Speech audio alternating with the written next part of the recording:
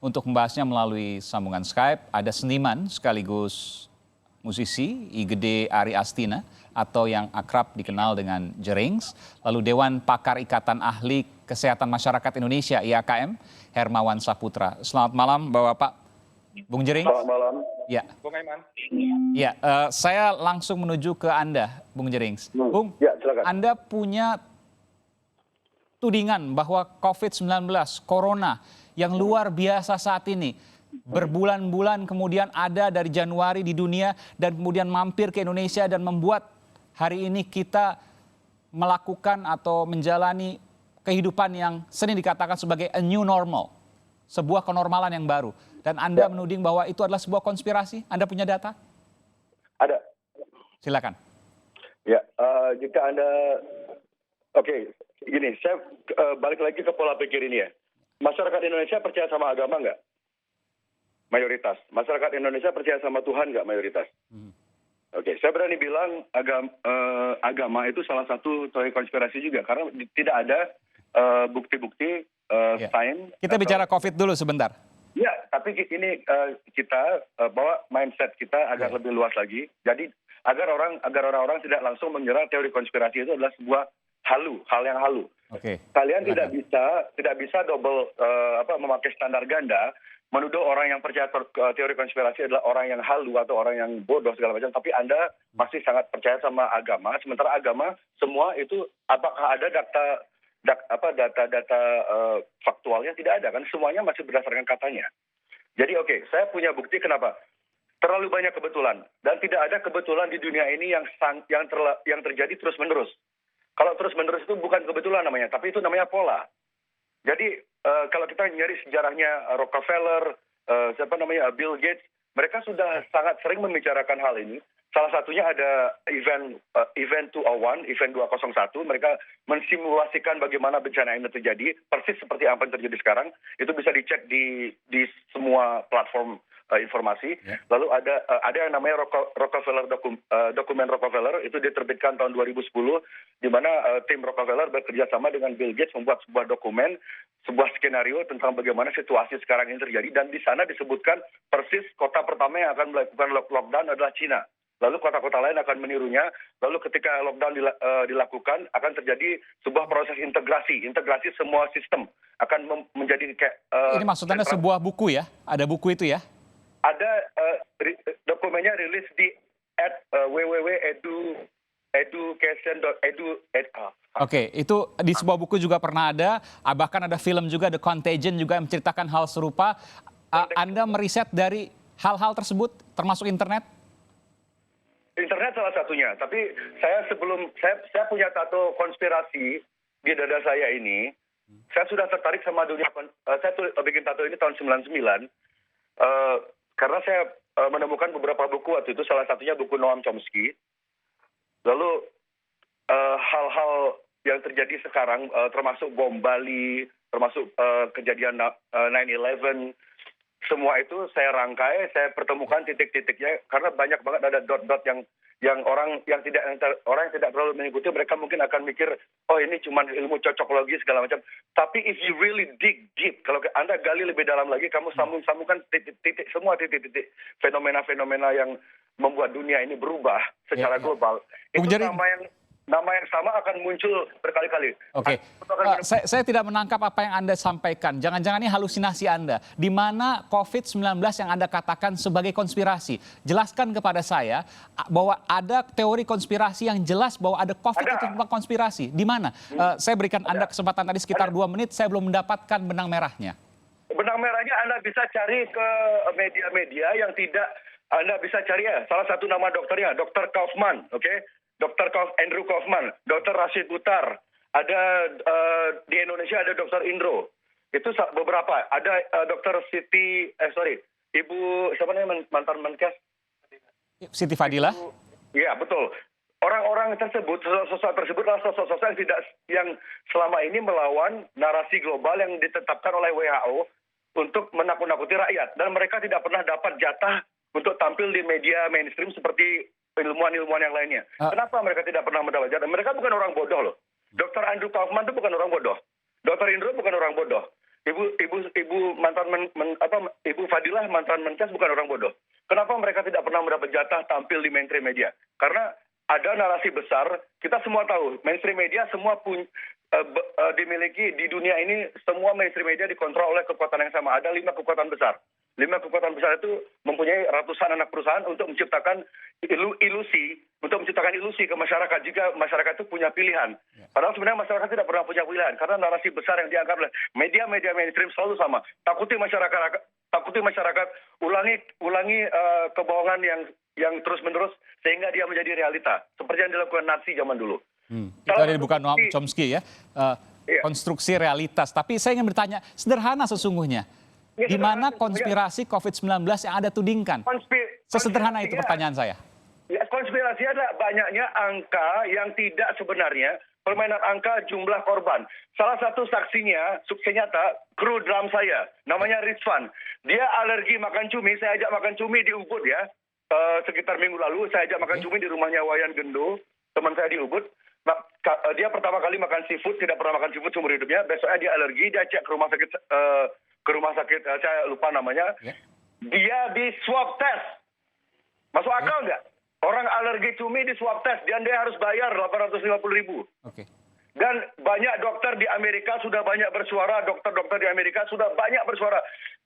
Rumah sakit di Amerika dibayar untuk menaikkan angka jumlah korban.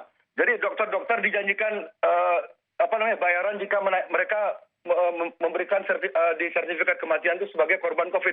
Meskipun penyebabnya bukan COVID itu. Tunggu sebentar, apa relevansinya kenaikan angka COVID dengan teman Anda yang di swab test? Kan hasilnya negatif teman Anda. Ya, kebetulan dia negatif. Jadi sekarang kita bayangin aja, berapa banyak orang yang sebenarnya bukan karena COVID, tapi di swab test. Sementara orang yang menciptakan, orang yang dipakai standar emas sebagai alat menciptakan alat tes tersebut, orang itu juga menyatakan, kalian bisa search di jurnal-jurnal, pencipta alat tes tersebut bilang alat untuk rapid test atau swab test itu tidak komprehensif dijadikan alat penentu. Iya. Sebentar, ini tidak fokus. Tapi saya ingin tanyakan. Tadi Anda menudingkan bahwa COVID-19 merupakan konspirasi karena angkanya dinaikkan. Ini maksudnya angka positif kan? Sementara Anda mencontohkan teman Anda yang hanya alergi di swab test dan hasilnya negatif. Hasilnya negatif tidak berkontribusi terhadap angka positif pasien corona. Jadi apa kaitannya? Kaitannya adalah kan tidak semua orang seberuntung kru drum saya. Dan seperti saya bilang tadi, alat tes COVID itu tidak absah gitu loh. Jadi dia itu tidak akurat. Jadi gini loh Mas, ilmuwan di negara maju ya, ilmuwan di Amerika, ilmuwan di Eropa, mereka masih belum sepakat tentang keabsahan alat tes ini. Kenapa kita di Indonesia harus tunduk sama apa kata WHO, sementara WHO dikontrol oleh Bill Gates. Bill Gates itu bukan dokter. Ngerti nggak? Ini ada 2 data yang saya harus tanyakan. Anda menganggap bahwa alat tes corona, swab test tadi, PCR itu ya, itu tidak valid. Tidak. Terus kemudian Bill Gates yang mengatur WHO. Nanti saya akan tanya yang kedua, tapi saya ingin bertanya pertama dulu. Dari mana Anda punya data bahwa swab test PCR itu tidak valid? Karena banyak sekali orang yang dites ternyata setelah hasilnya positif, ternyata dites lagi hasilnya negatif. Itu banyak sekali dan itu jarang diangkat sama media mainstream. Itu swab test atau rapid test? Karena ada 2 tes. Yang sering ada false negatif dan false positif adalah rapid test, bukan swab test.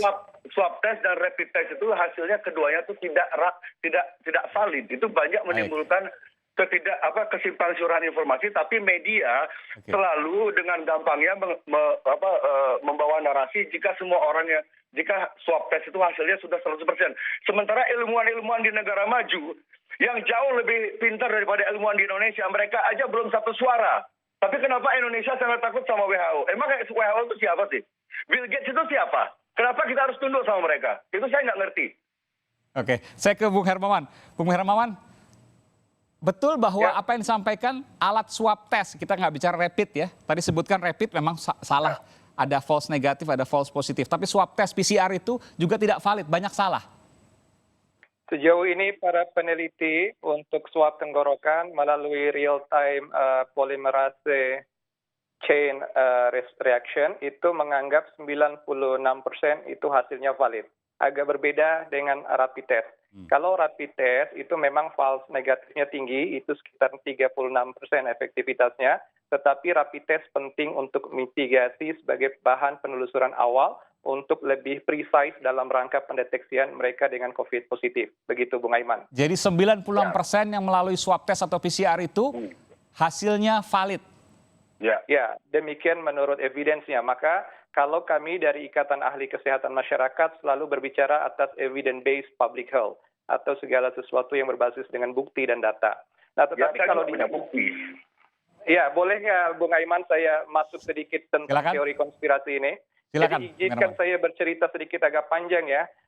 Pada dasarnya segala sesuatu saya bersepakat bahwa tidak ada sesuatu itu yang kebetulan. Bahkan kejadian COVID-19 di dunia ini adalah ibrah dan ujian untuk umat manusia. Nah, tetapi pandangan tentang COVID-19 ini sebuah konspirasi, kita boleh melihatnya dari 3 sisi. Pertama dari sisi propaganda dan juga sejarah. Yang kedua, sisi dari aspek struktur genetika SARS-CoV-2 penyebab COVID-19. Yang ketiga dari aspek angka-angka, insiden dan prevalensi COVID-19 di dunia. Kalau saya boleh bercerita pertama terkait dengan propaganda, yang paling heboh sekali di awal kejadian ini, itu terkait dengan film yang Bung Aiman sebut sebagai Contagion. Ya.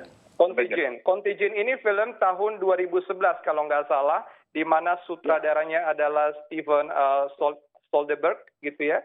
Soderbergh. Nah ini, Steven Soderbergh ini sudah diwawancara dan diteliti oleh media di Amerika. Kenapa dia mengangkat film itu? Apakah betul akan terkait dengan kasus atau penyakit baru yang diprediksi? Tetapi dia mengakui bahwa film ini berangkat dari pengalaman SARS yang muncul tahun 2002 yang mewabah di dunia.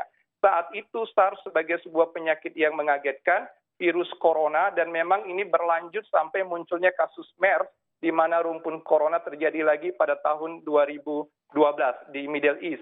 Tetapi kalau dilihat dari segi kenyataan yang terjadi di Wuhan, Provinsi Hubei di Tiongkok sejak akhir 2019, bulan Desember, dengan film The Contagion ini, itu terjadi perbedaan dalam modifikasi jalan cerita dan juga jenis virus ini. Di mana kalau di ceritanya Steven Soderbergh ini, dia memodifikasi virus SARS ini menjadi virus baru yang disebut dengan MERS-1, yaitu meningoencephalitis, di mana dia menggabungkan antara dua rumpun virus dari rumpun virus flu dengan Nipah yang terjadi di Malaysia dan di India sekitar tahun 2001 dan 90-an. Jadi kejadian ini dimodifikasi sedemikian rupa dengan jenis film ini adalah fiksi sains. Jadi memang mencoba menggabungkan antara dua.